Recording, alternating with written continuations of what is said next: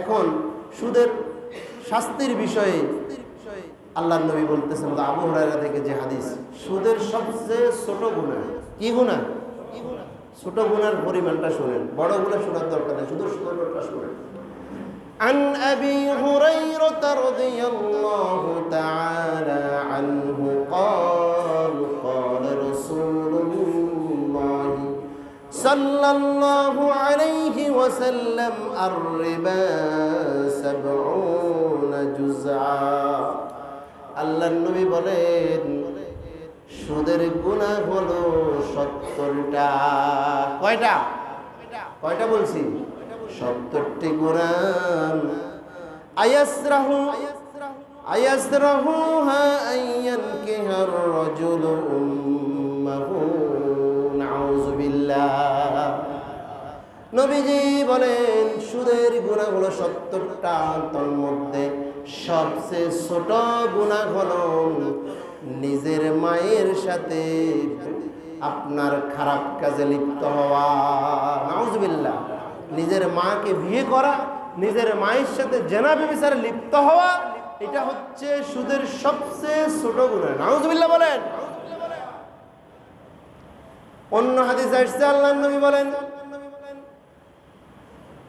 যারা এই সুদের লেনদেনের সাথে জড়িত থাকবেন আল্লাহ তাআলা তাদেরকে জাহান্নামের মাঝে এমন একটা নদীতে তাদেরকে ফেলে শাস্তি দিবে, যে নদীটা হলো রক্ত নদী, রক্ত গঙ্গা।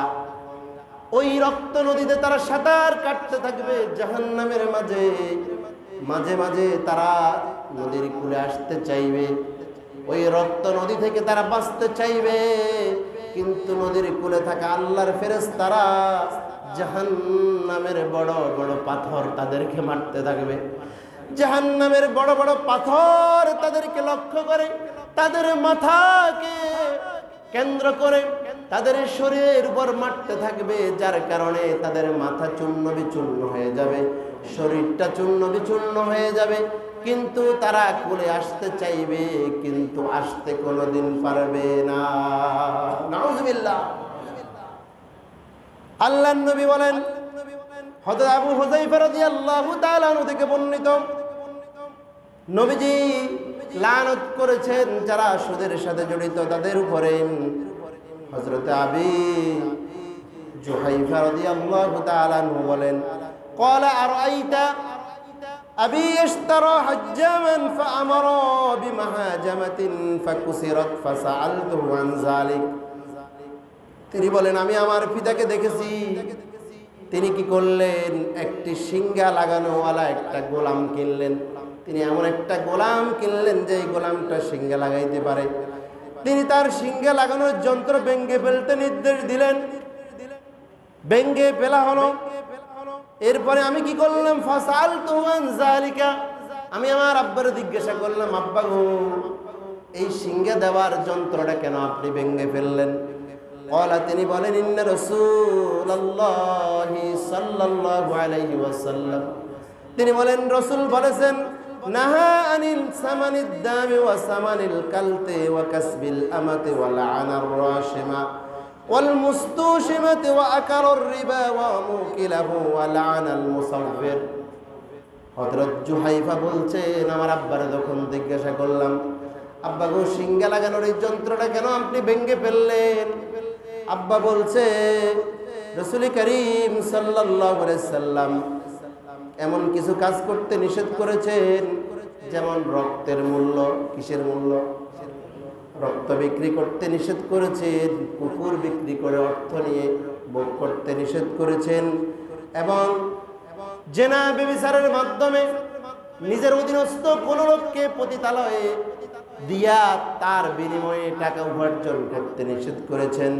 আর তিনি নিষেধ করেছেন শরীরের মাঝে উল্কি অঙ্কন করতে, শরীরের মাঝে, মুখের মাঝে। এখন দেখবেন পহেলা বৈশাখে, তারপরে আপনার ইংরেজি নববর্ষে 31 নাইটে আমাদের দেশের মুসলমান যুবক যুবতীরা দেখা যায় তাদের হাতে, তাদের চেহারার মাঝে বিভিন্ন রকমের উল্কি আঁকে, আছে না নাই? তিনি বললেন এই ধরনের কাজ করতে রাসূল নিষেধ করেছেন। আর রাসূল সুদখোর এবং সুদদাতা দুজনের উপর আল্লাহর হাবিব লানত করেছেন, ছবি অঙ্কনকারীর উপর লানত করেছেন। তাহলে সুদের কারবারের সাথে যারা জড়িত তাদের সাথে লানত করেছেন কে? আল্লাহর রাসূল। তাদের জন্য যুদ্ধের ঘোষণা দিয়েছেন কে? কে দিয়েছেন? আল্লাহ ঘোষণা দিয়েছেন তাদের প্রতি। তাদের সাথে আল্লাহ তাআলা তাদেরকে যুদ্ধের ঘোষণা দিয়েছেন যে তোমরা প্রস্তুতি গ্রহণ করো যুদ্ধের জন্য আল্লাহ এবং তার রাসূলের সাথে। নবীজি বলেছেন যেই সমাজে সুদ ঘুষ জেনা ব্যভিচার থাকবে সেই সমাজের মানুষগুলো নৈতিকতা হারিয়ে ফেলবে। কি হারিয়ে ফেলবে?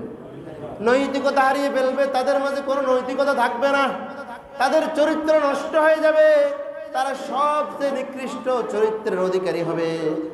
আমর ইবনুল আস বলছেন ক্বালা সামি'তু রাসূলুল্লাহি সাল্লাল্লাহু আলাইহি ওয়াসাল্লাম, তিনি বলেন আমি আল্লাহর নবীকে বলতে শুনেছি ইয়াকুলু মা মিন কওমিন ইয়াজহারু ফীহিমুজ জিনা ইল্লা উখিযু বিস-সানা ওয়া মা মিন কওমিন ইয়াজহারু ফীহিমুর রাশা ইল্লা উখিযু বির-রা'াব।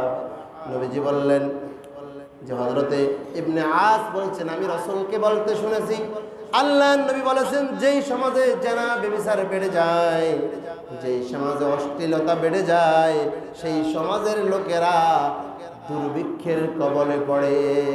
নাউজুবিল্লাহ। যেই সমাজে ব্যভিচার বেড়ে যায়, অশ্লীলতার ছড়াছড়ি বেড়ে যায়, সেই সমাজের মানুষের মাঝে অভাব অনটন দেখা দেয়, সেই সমাজের মানুষগুলো দুর্ভিক্ষে পতিত হয়। এরপরে নবীজি বললেন আর যেই সমাজের মানুষগুলোর মাঝে সুদের লেনদেন থাকে, ঘুষের লেনদেন থাকে, অবৈধ অর্থের লেনদেন থাকে, সেই সমাজের মানুষগুলোর মাঝে এমন একটা অবস্থা সৃষ্টি হয়, সেই সমাজের মানুষের মাঝে সন্ত্রাস সৃষ্টি হয়। নাউজুবিল্লাহ।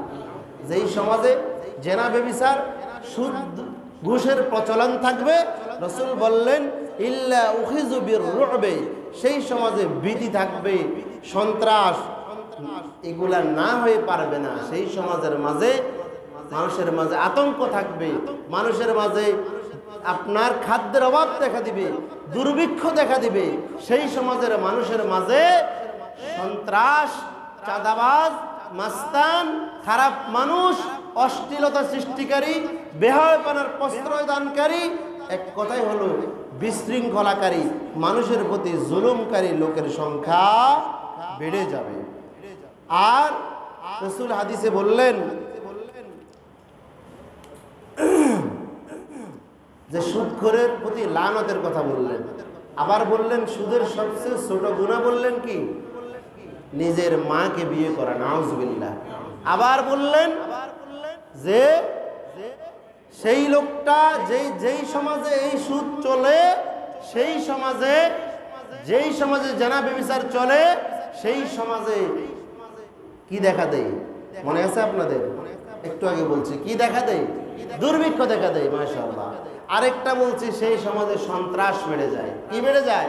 সেই সমাজের মানুষের মাঝে আতঙ্ক সৃষ্টি হয়, সেই সমাজের মানুষ জালেমদের ভয়ে মাজলুমরা ভীত সন্ত্রস্ত থাকে। আছে না নাই?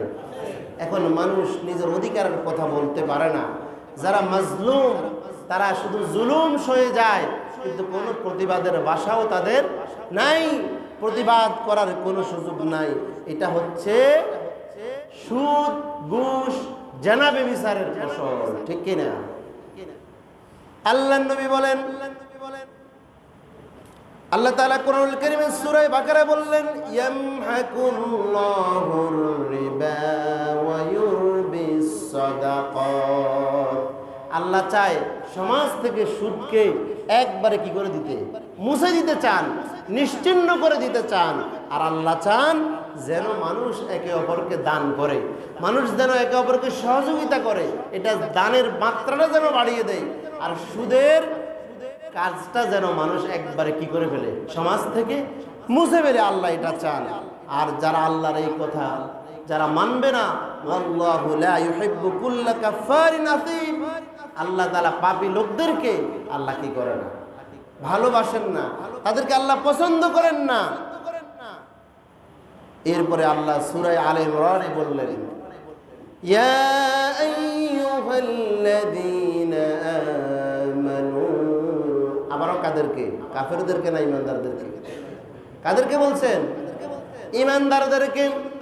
লা তাকুলুর রিবা, তোমরা সুদ খাইও না। কি খাইও না?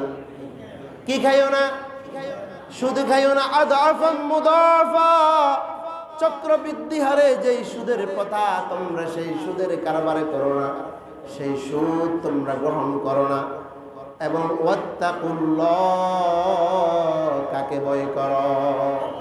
লাআল্লাকুম তুফলিহুন, তোমরা ঈমানদাররা যদি এই সুদ ছাড়তে পারো, সুদের লেনদেন থেকে বের হয়ে আসতে পারো, আর যদি আল্লাহকে ভয় করে মুত্তাকি হতে পারো, তবেই তোমরা সফল, তবেই তোমাদের নামাজ, তোমাদের রোজা, তোমাদের ইবাদত এগুলা কবুল হবে। কারণ না হলে ওই যে যেটা প্রথমে বলছি, আল্লাহ বললেন ওই লোকের দোয়া হাত্তা ইউস্তাজাবু লিযালিক, ওই লোকের দোয়া কিভাবে কবুল হবে?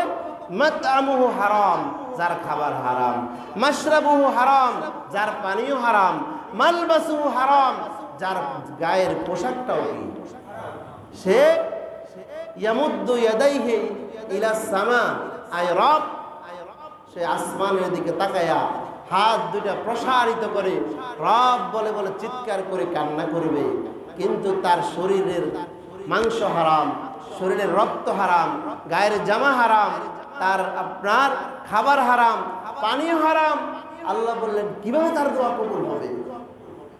কারণ আল্লাহ বলেন কুলু মিনাত তাইয়্যিবাত, যেটা পবিত্র, যেটা হালাল সেটা তোমরা খাও, যেটা হারাম সেটা তোমরা খেও না, হারামটা তোমরা খেতে পারবে না।